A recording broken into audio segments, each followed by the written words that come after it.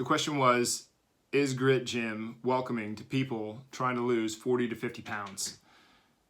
And I think this is an extremely important question. To you who asked, thank you so much, because it forced me to do this video, and I'm going to see if I can do it justice. But personally, I think that's the whole show. I think it's the whole thing. Everything around what we do stems from that one thing. If you don't get that, then we can't actually, like you and I, we can't actually do the workouts and apply the expertise and use the strategies and do the things that will get you to where you want to go. If we don't have that welcoming factor, that sense of belonging, that sense of safety, that I don't know, that presence or whatever you want to call it, that air that when you walk in the room, like you belong here, you are welcome here, that this is a place where you feel safe to express and explore who you really are, it's going to be very difficult to show up to your 5th workout, let alone your 50th workout. And if you think of the time it takes to get to the goal of losing 40 to 50 pounds, I mean, past the initial 10 to 15 pounds that you can get in a fairly short period of time, it's going to take, I mean, you're only going to want to take about a half a pound to a pound off per week. And so if you're talking about losing 50 pounds, I mean, that's almost a year. And that's if everything goes perfect and smoothly, which it never does, because there's things like holidays and unexpected occurrences and slip-ups and you trip over an obstacle. These are things that happen.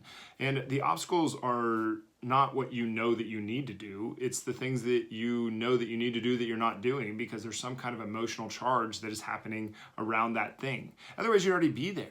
Like so much of this job, when I first started doing this job, I thought it was just you tell the person what to do and they do it.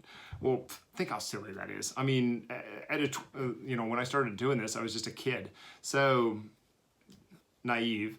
But I thought it was just all about, you know a lot about nutrition, you know a lot about exercise, you know a lot about strength, you know a lot about joint health, you know a lot about making the joint more durable, you know about stability and mobility. And it's like, no, the X's and the O's do matter. I'm not saying that they don't. And I'm not saying, like, when it comes to the expertise around that kind of stuff, I think that we're second to none.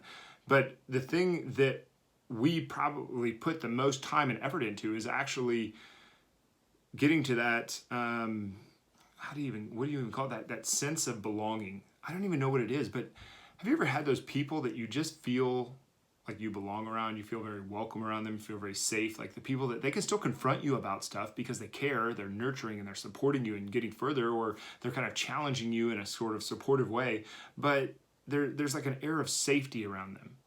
Like it's like one of the greatest gifts that you can possibly get. It's like the weirdest thing, but like these people are so rare, and if you can do that for somebody, it's such a gift. So if nothing else, it's probably like a selfish endeavor on my part to try to help you to feel that way, because it makes me feel good if you do feel that way. But also, I go back to, how are we going to get to the goal if we don't stay consistent for long periods of time? That is the whole show. We even role play this during meetings. The whole staff gets in on this. You know, like what's one of the best ways to make sure that somebody is heard, knows that they're heard? You know, it's to repeat back what you think that they did hear with your own genuine curiosity, so that you can have a better understanding of what they did say, because it's a long distance from your brain to your mouth, and then from your mouth to someone else's ear, and then someone else's ear to their brain, and then back to their mouth, and then back to yours. It's this journey that we think is so simple, but it's not. It's extremely complicated. Miscommunications happen all the time, even when we do this. But you know, like you tell me X, Y, Z, and I say, what? So am I hearing you correctly that you said Z, Y, X, and can you tell me more about X, with genuine curiosity, so that you know that you're heard, so that you can then go deeper with what you're trying to tell me, and I can understand you on another level, so that we can get to the heart of the matter of what we're trying to do.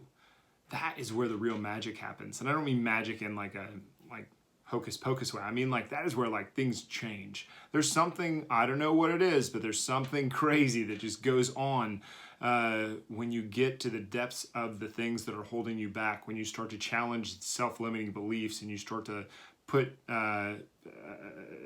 when things start to click together along the way.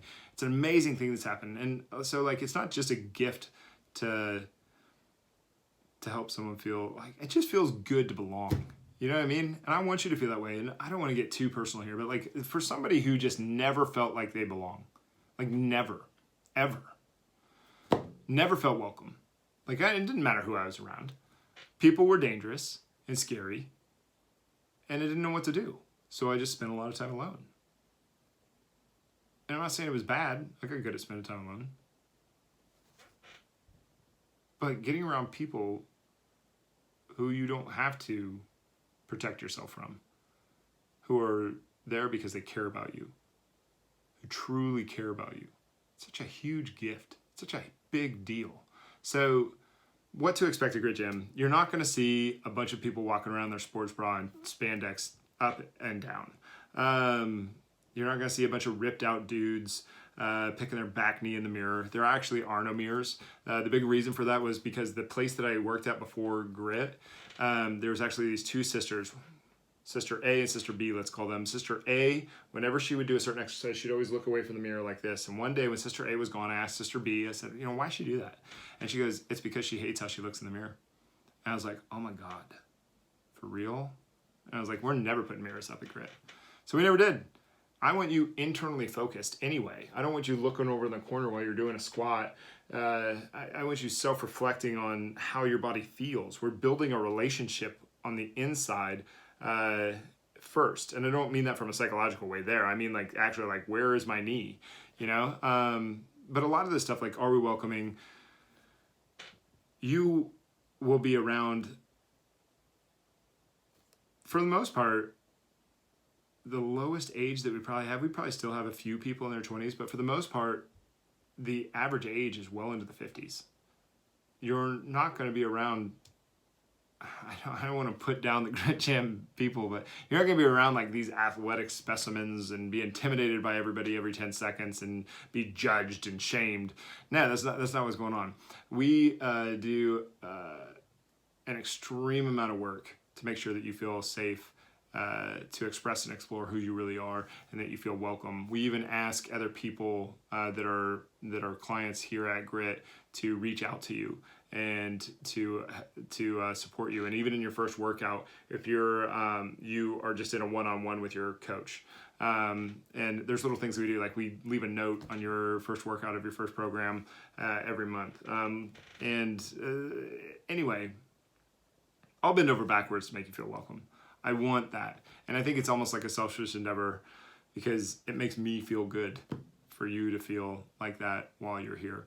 But ultimately, how are we going to get to the goal if you don't feel that way? Not just from a consistency standpoint, but you have some obstacles that you're going to have to break down. And it's going to take a ton of guts to do that. And it's going to take a ton of work to do that. And I don't think people really realize the level of effort that they're up against to be able to do something that is changing your identity so that you can just live a certain way without having to discipline yourself to a certain way of eating every single second of the day. It's going to take some discipline up front, and it's going to take some work, and there's going to be frustrating moments. There's going to be times when you want to quit. And if we can't be the person that you rely on in those moments, then we didn't do our job. So are we welcoming? That's up for you to decide. But I will say that when we do feedback, and when we do secret shoppers, and when we do surveys, the number one thing that we get on why people started and stay at Grit Gym is because it is welcoming. So I hope that we're doing it right. I really do. So I want people to feel that. For somebody that never ever felt that, to get it, I mean, it's just it's a gift that I don't think that people realize how